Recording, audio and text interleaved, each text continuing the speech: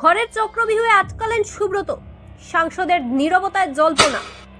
ঘরের চক্রবিহুয়ে আটকালেন সুব্রত, উত্তর করিমগঞ্জে হারের নেপথ্যে কি ঘরের খেলাই বড় কারণ?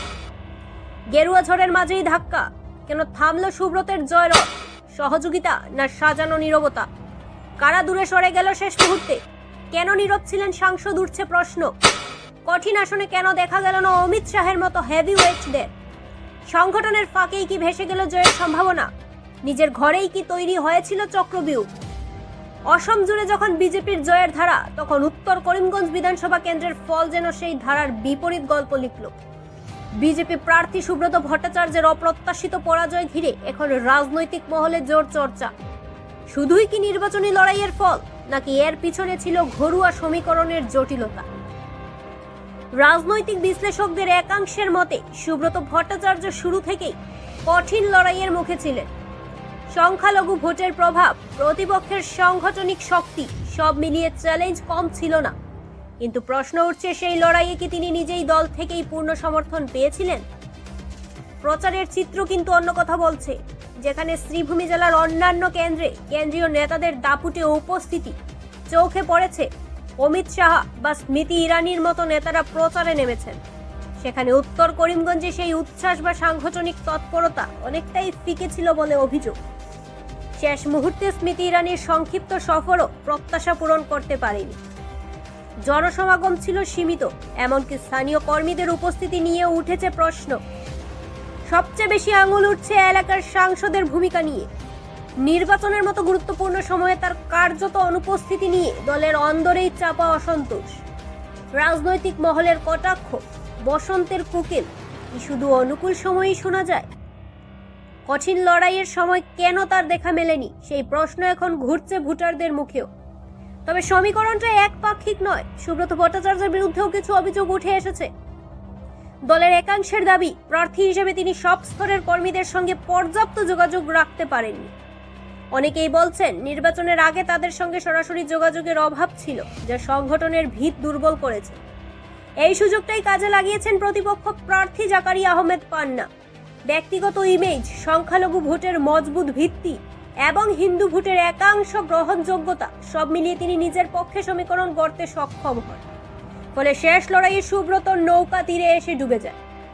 সব মিলিয়ে উত্তর করিমগঞ্জের ফল একটাই ইঙ্গিত দিচ্ছে, শুধু জনসমর্থন নয়, নির্বাচনে জিততে গেলে দলের অভ্যন্তরীণ ঐক্য সমান গুরুত্বপূর্ণ। সেখানে কোথাও ফাঁক রয়ে গিয়েছিল কিনা, সেটাই এখন বড় প্রশ্ন। রাজনীতিতে বিভীষণ শব্দটি বহুদিন ধরে ব্যবহৃত হয়ে আসছে, কিন্তু উত্তর করিমগঞ্জের এই ফলাফল সেই পুরনো বিতর্ককেই আবার নতুন করে সামনে এনে দিল। পরাজয়ের দায় কি শুধুই প্রতিপক্ষের শক্তি, নাকি ঘরের ভেতরেই লুকিয়ে থাকে আসল চ্যালেঞ্জ? দক্ষিণ করিমগঞ্জ সমষ্টিতে বিজেপি মিত্রজোট প্রার্থী ইকবাল হোসেন কুপকাত কংগ্রেস প্রার্থী আমিনুর রশিদ চৌধুরীর কাছে।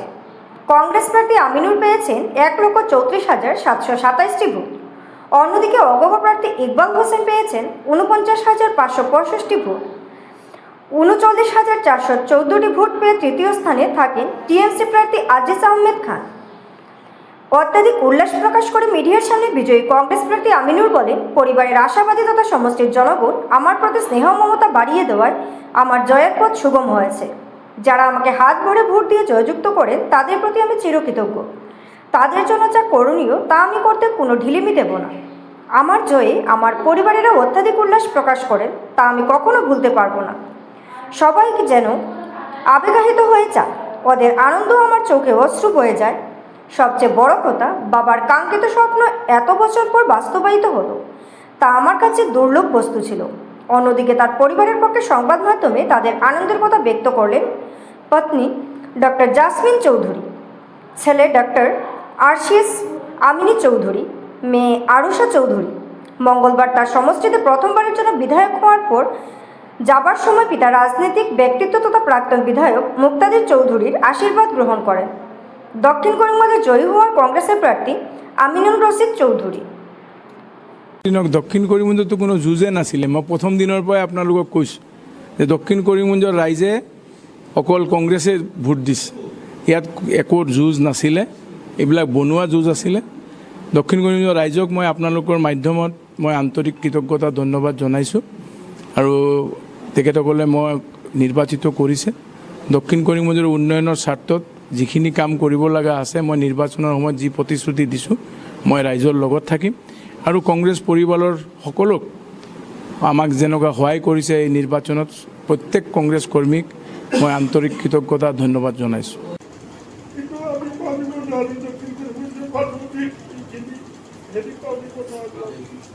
আমি সদায় কম দক্ষিণ কৰিমগঞ্জৰ মানুহৰ যিটো কাম কৰিব লাগে সেইটো কৰিব লাগে। দেউতাই যেতিয়া মোৰ বয়সৰ আছিলে তেতিয়াৰ পৰাই কংগ্ৰেছৰ কাৰণে লাগি আছে। বেলেগ কোনো পিনে চোৱা নাই, অকল কংগ্ৰেছে কৰিছে। ময়ো সৰুৰ পৰা দেখি আহিছোঁ দেউতাৰ অকল কংগ্ৰেছ কংগ্ৰেছ। দেউতাৰ এটা সপোন আছিলে এম.এল.এ. হোৱাৰ, সেই সপোনটো আজি দক্ষিণ কৰিমগঞ্জৰ জনগণে মানে কমপ্লিট কৰিছে। সেইটো কাৰণে মই বহুত বেছি মানে সুখী, বহুত ধন্যবাদ জনাব বিচাৰোঁ দক্ষিণ কৰিমগঞ্জৰ জনগণক। আৰু যেন মোৰ দেউতাক যেনেকুৱা মৰম দিছে তেনেকৈ যেন মোৰ দেউতাই যোনবোৰ কথা দিছে জনগণক সেইটো মোৰ দেউতাই পালন কৰি যাব পাৰে, সেইটোৱে আমাৰ প্ৰতিশ্ৰুতি থাকিব। আৰু ময়ো থেংক ইউ জনাব বিচাৰোঁ, মোৰ একদম হাৰ্টফুল গ্ৰেটিটিউড জনাব বিচাৰোঁ গোটেই দক্ষিণ কৰিমগঞ্জৰ জনগণক। ধন্যবাদ, থেংক ইউ ছ' মাছ। খুব বেছি মই মোৰ কৃতজ্ঞতা জনাব বিচাৰিছোঁ ৰাইজলে, দক্ষিণ কৰিমগঞ্জৰ ৰাইজলে।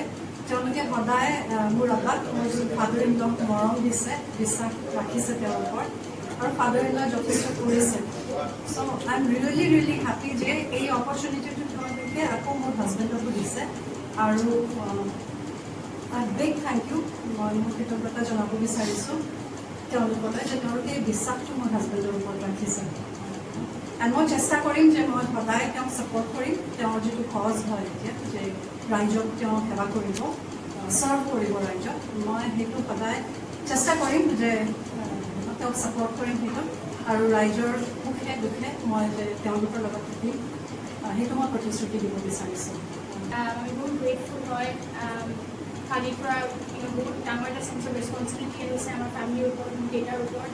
আৰু মই বহুত বেছি প্ৰে কৰোঁ আৰু হোপ কৰোঁ কি মোৰ দেউতাৰ ওপৰত মানুহে যি সপোন লগাইছে, যি এক্সপেক্টেশ্যন ৰাখিছে, মোৰ দেউতাই সেই এক্সপেক্টেশ্যনছ মেচ কৰিব পাৰে আৰু তাৰ বহুত বেছি ওপৰত যাব পাৰে, সেইটোৱে আমি হোপ কৰোঁ। আৰু বছ আমাৰ ফেমিলি বহুত সম্ভৱ গ্ৰেটফুল হয় আৰু বহুত হেপী হয়। আৰু আমি থেংক ইউ ক'ব খুজিছোঁ চব কৰিমগঞ্জৰ মানুহক। বিধায়ক নির্বাচিত হতেই অ্যাকশন মুডে কমলাক্ষ। শীঘ্রই এলপিজি পরিষেবা স্বাভাবিক করতে করা বার্তা কালাইন ইন্ডিয়ান সার্ভিস গ্যাস এজেন্সিকে। বিধায়ক হিসেবে নির্বাচিত হওয়ার পরেই জনস্বার্থে বড় পদক্ষেপ নিলেন কাঠিগড়ার নবনির্বাচিত বিধায়ক কমলাক্ষ দে পুরখাইস্ত। দীর্ঘদিন ধরে চলতে থাকা কালাইন ইন্ডিয়ান সার্ভিস গ্যাস এজেন্সির বিরুদ্ধে একাধিক অভিযোগের পরিপ্রেক্ষিতে সরব হলেন তিনি। এলাকার সাধারণ মানুষের অভিযোগ, গ্যাস বুকিং করার পর দিনের পর দিন অপেক্ষা করেও মিলছে না সিলিন্ডার। অনেকেই গ্যাস আনতে গিয়ে চরম হয়রানির শিকার হচ্ছেন, ফলে নিত্য প্রয়োজনীয় এই পরিষেবা নিয়ে চরম দুর্ভোগে পড়েছেন গ্রাহকরা। এই পরিস্থিতিতে আজ হঠাৎ করেই গ্যাস এজেন্সি পরিদর্শনে যান বিধায়ক কমলাক্ষ দে পুরখাইস্ত। এজেন্সির কার্যক্রম খতিয়ে দেখে কর্তৃপক্ষকে কঠোরভাবে নির্দেশ দেন অতি দ্রুত এই সমস্যার সমাধান করতে হবে, না হলে নেওয়া হবে প্রয়োজনীয় আইনি ব্যবস্থা। এদিন বিধায়কের সঙ্গে উপস্থিত ছিলেন কাঠিগড়ার সার্কেল অফিসার যাত্রা কর্মকার, কালাইন থানার ওসি পলাশ বরা এবং বিজেপি কালাইন মণ্ডল সভাপতি নিত্যগোপাল দাস সহ অন্যান্য বিশিষ্ট ব্যক্তিরা।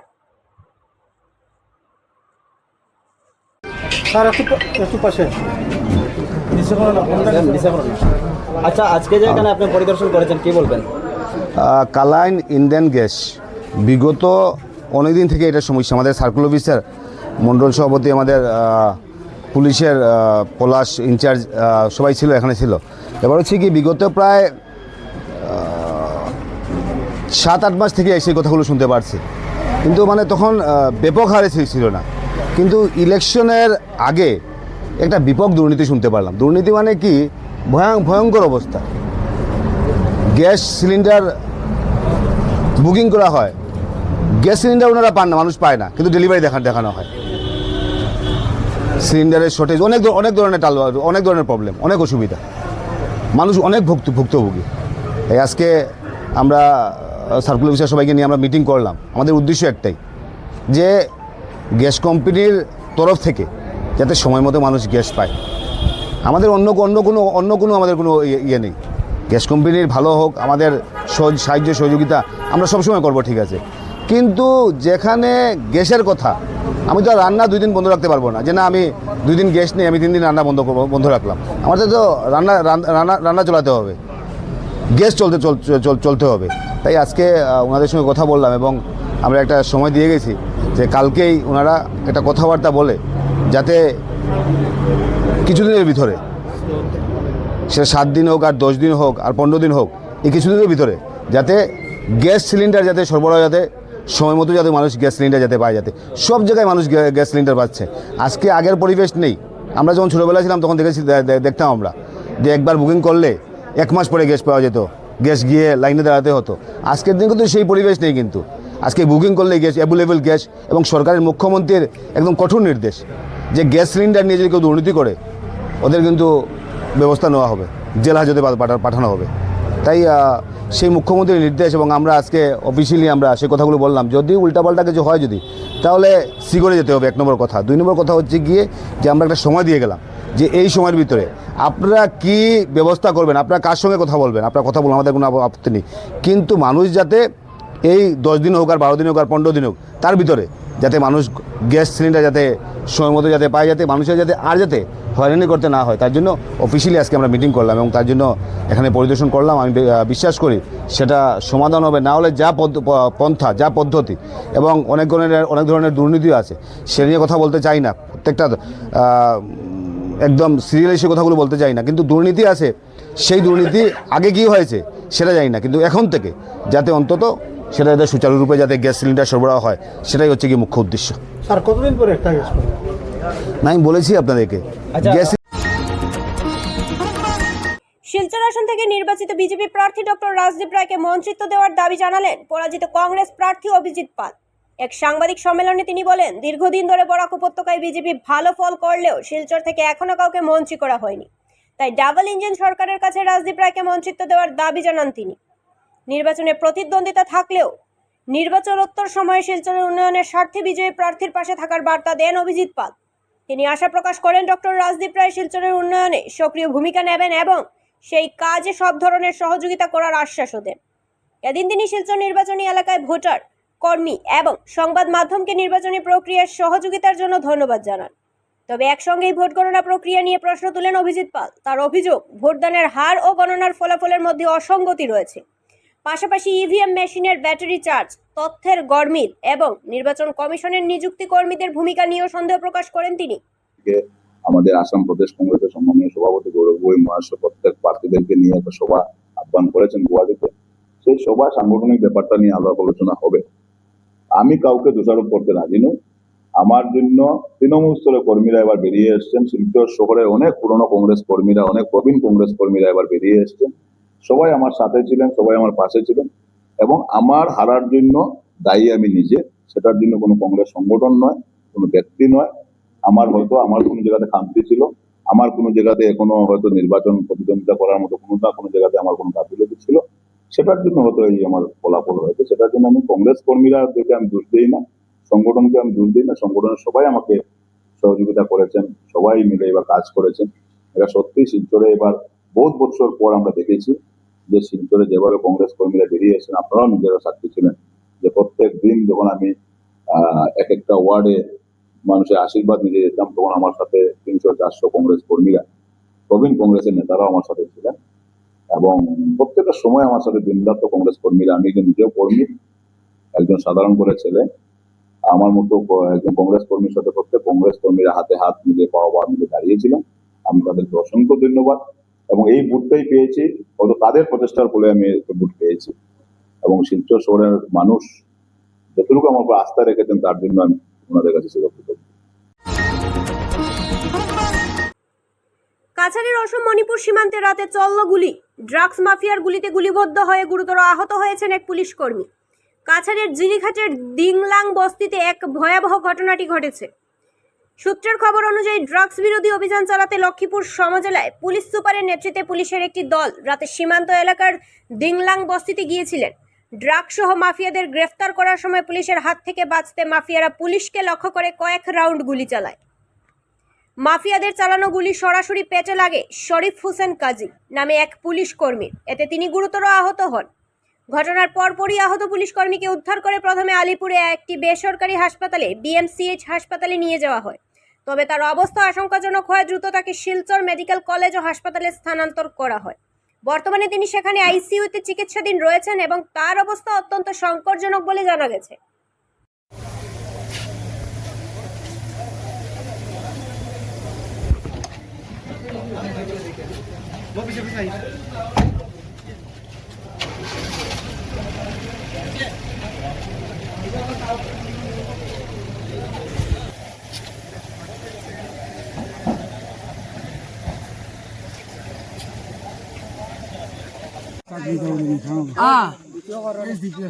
सीधा ड्रग्स फावला जो गुली का স্যার অসম মণিপুরে সীমান্তত এটা গুলিয়াগুলির ঘটনা সংঘটিত হয়েছে, একজন আৰক্ষী জোৱান আহত হৈছে গুলিবিদ্ধ হৈ। ঘটনাটো কি হৈছে?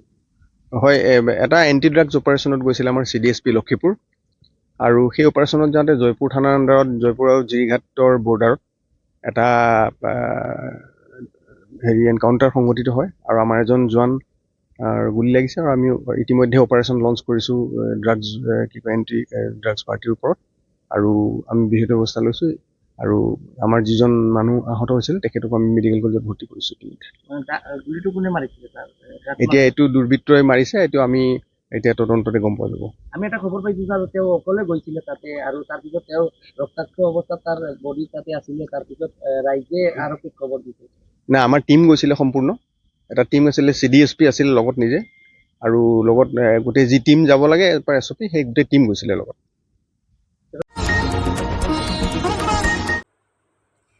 সোনাই ধলাই সংযোগকারী ঝুলনপুল সেতু থেকে এক গৃহবধূ নদীতে ঝাঁপ দেওয়ার ঘটনায় এলাকায় তীব্র চাঞ্চল্যের সৃষ্টি হয়েছে। প্রত্যক্ষদর্শীদের মতে বিকেল প্রায় 2:30টার সময় একটি অটোরিক্সা থেকে নেমেই তিনি হঠাৎ সেতু থেকে ঝাঁপ দেন।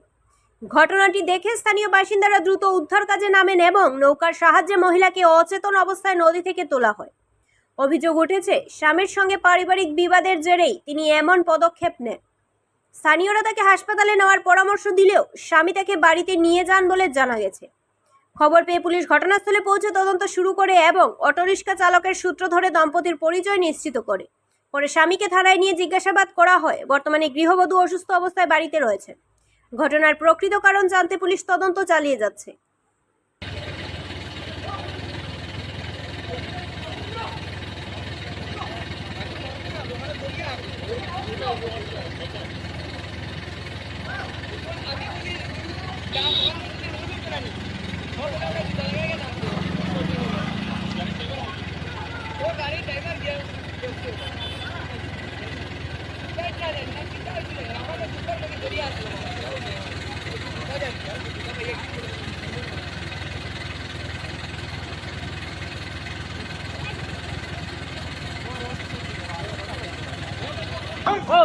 বেটা করে দোকান দুই খাবড় করে কোনটাই লাগিতে লাগি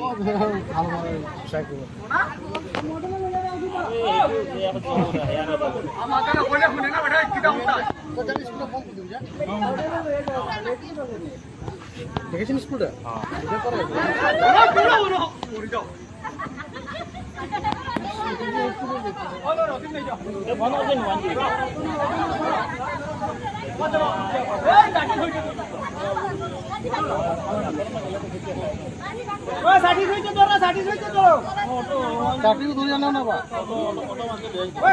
বেটা কিতার লাগে প্রদীপ নিয়ে কিতা কত মোটা লাগে না। চলো চলো চলো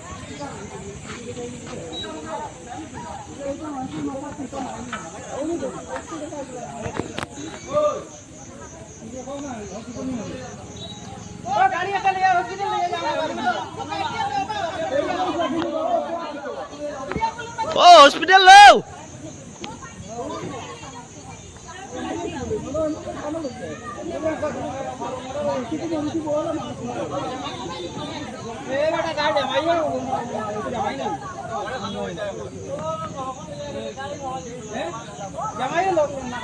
এগো জামাই নি আগে দেখো বালা দেখছে